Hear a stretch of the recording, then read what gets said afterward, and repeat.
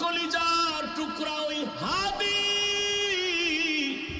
কত স্বপ্ন নিয়া ময়দানে আওয়াজ, কিন্তু অকাতরে চলে গেল।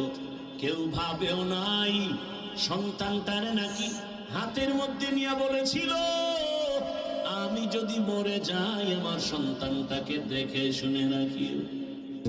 ভাই আল্লাহ যদি আমাকে নিয়ে যায় আমার বাচ্চাটার দিকে একটু খেয়াল রাখি। এই কথাটা আমি বলতে পারিনি। আজও কলিজা ভরে দোয়া করেছি, এমন একটা মোনাজাত নাই যেখানে আমি যুবকের জন্য কলিজা ভরে দোয়া করি না। ও আল্লাহ, আর জানো আমার এই জমিনের মধ্যে ওসমান হাদির মতো কারো প্রাণ ঝরে না যায়। কুদরতের ছায়া দিয়া আমার কলিজার প্রত্যেকটা যুবকের জীবনকে হেফাজত